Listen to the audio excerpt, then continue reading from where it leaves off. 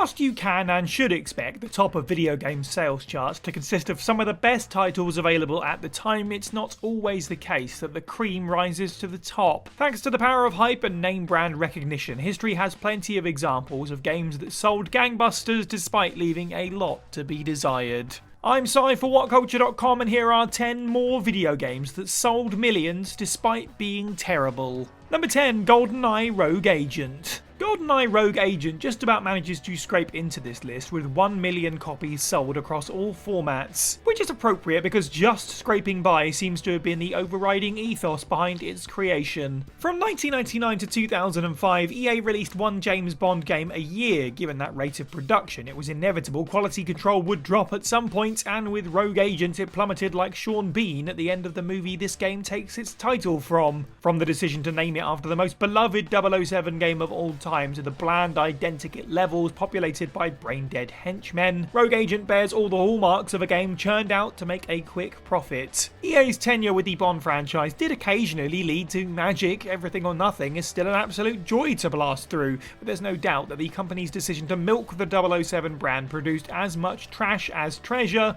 with Rogue Agent sitting squarely at the top of the landfill. Number 9, Sonic the Hedgehog 2006. Sonic 06 is the one where Sonic's corpse is brought back to life after being kissed by a human princess. Right, entry over, moving on. Okay, fine, let's do it properly. In a franchise that has seen its fair share of clunkers in the last 18 years, Sonic and the Black Knight, Sonic Forces, Sonic Boom Rise of Lyric, it's almost impressive that the 2006 entry is still seen as the absolute nadir of the series. Needless to say, that reputation is fully deserved, as Sonic 2006 is utterly abysmal at everything it attempts. The storyline is overstuffed, overwrought nonsense involving gods, time travel and interspecies necrophilia. The camera and glitchy controls actively conspire to send you falling to your doom at least once a level, and loading screens are absurdly prolific and ridiculously long. Incredibly, Sonic 2006 came out hot on the heels of the equally dreadful Shadow the Hedgehog, which was released only a year prior. Not many series could survive a devastating 1-2 punch to their reputation,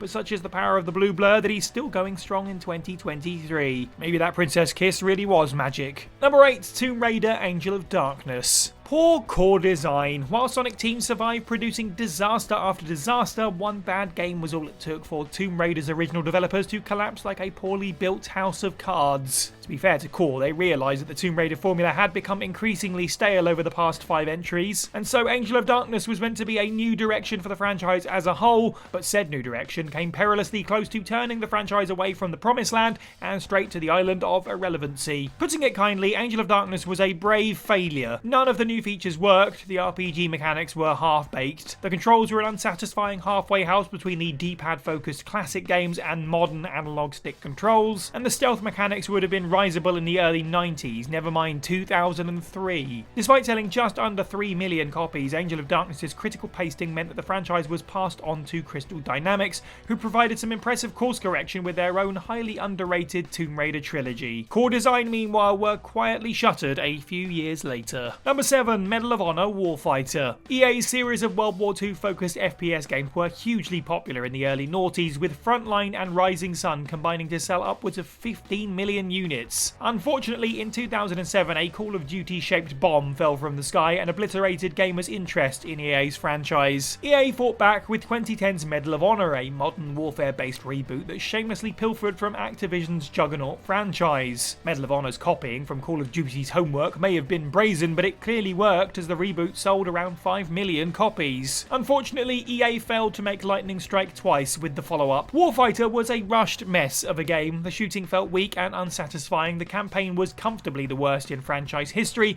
and the game released with a boatload of technical glitches, such as enemies and allies alike flickering in and out of sight like predators with wonky camouflage. Despite this, Warfighter still managed to sell 3 million copies across all formats. Unfortunately for it and the series at large, Call of Duty Black Black Ops 2 sold 31 million copies. EA saw the writing on the wall and admitted defeat, quietly closing the door on what had once been one of their biggest moneymakers. Number 6, WWE 2K15. No, we're not including 2K20, and there's a very good reason for that. As while the game will forever be remembered as one of the biggest disappointments in gaming history, its publishers have tactily acknowledged that fact by refusing to release sales data for it. They have, however, released sales for WWE 2K15, which means we know that 3 million WWE fans experienced one of the biggest backward steps in franchise history. After the truly excellent 2K14, expectations were high for what was being billed as the first truly next-gen entry in the WWE 2K series. Sadly, all that effort was spent on making sure the wrestlers' baby oil glistened just right, meant that the work in a lot of other areas was left undone. A staggering amount of content from the previous year's entry was left on the cutting room floor. The roster size had shrunk alarmingly from 83 wrestlers to 60. Entire match types went missing, custom-made stories were out, and inexplicably you couldn't create female wrestlers anymore, meaning you were stuck with the whopping 8 female talents that released on disc. With 2K15 being a disappointment and 2K20 being a disaster, if the 5-year pattern holds, it'll be interesting to see what type of calamity 2K Games unleashes on the world with WWE 2K25. Number 5, Anthem. This one takes a bit of research because EA have never officially revealed Anthem's sales data, but thanks to the fine folks at Super Data Research, it's public knowledge that Anthem made $100 million in digital revenue in its launch month, only 3.5 million of which came from in-game purchases. As such, you can reasonably intuit that Anthem sold well over 1 million copies. Furthermore, by actually playing it, you can also ascertain that Anthem was lucky to sell over 10,000 copies, let alone 1 million. For a game about bombing around lush sci-fi vistas in Iron Man-style power armor, Anthem is unspeakably dull. Once you've spent the dozen or so hours it takes to polish off the campaign, all you're left with is a ceaseless, joyless grind of bashing overly familiar enemies in increasingly boring locations. The fact that you can apply the previous sentence to any number of live service failures over the years, such as Avengers, Babylon's Fall, Godfall, shows why Anthem failed. It was yet another mediocre entry in an overstuffed market, and soon found itself occupying one more casket in an increasingly packed graveyard. Number 4, Need for Speed Payback. Goodness me, EA have shown up rather a lot on this list, haven't they? It's equal parts disturbing and impressive that one company can produce so much crap while raking in so much money. The fourth and final EA game on this list, Need for Speed Payback, represents an interesting contrast to Medal of Honor Warfighter. Like Warfighter, Payback represents the absolute worst of its respective franchise. Like Warfighter, Payback sold upwards of 3 million copies. Unlike Warfighter, Payback didn't represent the end of its franchise, as Need for Speed games are still going strong to this day, with last year's Need for Speed Unbound being something of a series highlight. When it's on form, it's arguably the greatest arcade racing series in the world, and it didn't deserve to go under because of one bad game. Having said that, Payback was a really bad game. Payback unsuccessfully married the series' high-octane racing with one of the blandest open worlds ever created, and further self-sabotaged with the introduction of insidious microtransactions. Both additions, somewhat ironically, slowed the game's pacing to a crawl and ensured that Payback was best left in the franchise's rear-view mirror. Number 3, PacMan for Atari 2600. In the olden days, reviewers used the phrase arcade perfect to describe a home console game that almost perfectly replicated its arcade version. PacMan on the Atari was very much the opposite end of that scale. Just looking at it tells you what's wrong automatically. Even non-gamers have a pretty good idea of what PacMan is supposed to look like. It's pretty much the "we have PacMan at home" meme, and unsurprisingly, it plays as terribly as it looks. Such was the Atari version of Pac-Man's all-encompassing ineptitude that it, along with the legendarily terrible licensed E.T. game, is often blamed for the video game market's infamous crash in 1983. Over 8 million people bought Pac-Man on the Atari, and it's all too easy to imagine every one of those 8 million thinking,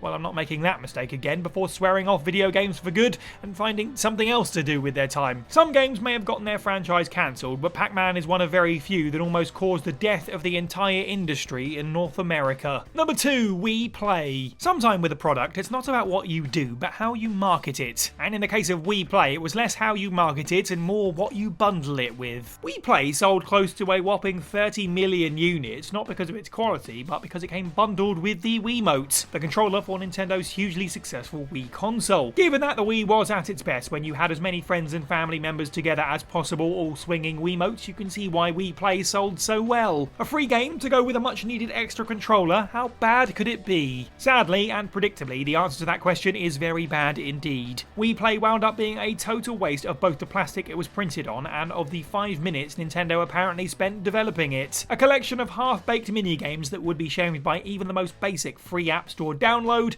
Wii Play unfortunately acted as a precursor to the tidal wave of shovelware that would eventually consume the Wii. And to be fair on that front, Nintendo had only themselves to blame. If one of their own games was a half-baked mess like Wii Play, they were hardly in a position to complain when other developers delivered titles of similar quality. And number 1, Pokemon Scarlet and Violet. I personally had a good time with Pokemon Scarlet and Violet, and it may be the least objectively terrible game on this list, but I wouldn't put that quote on the box. Regardless of the core gameplay loop, Nintendo shouldn't have released these games in the condition they were in at launch, as it buried any other conversation about the game. 22 million people and counting picked up the latest monster collecting adventure and booted up the game to find a level of polish that didn't reflect Pokemon's standing as one of the biggest media franchises in the world. Fans forgave Pokemon Legends Arceus for its shaky performance because it tried something new with the Pokemon formula, but Scarlet and Violet, both mainline entries in the franchise, should never have been allowed to tarnish the brand to the extent that they did upon their release. Such is the power of Pokemon that tens of millions of gamers have willingly parted with their cash to spend more time in its one-of-a-kind world, even when said world has a habit of popping in and out of existence or slowing down to a crawl at a moment's notice. It'll certainly be interesting to see if this near-unanimous disappointment with Scarlet and Violet have an effect on the series' trajectory,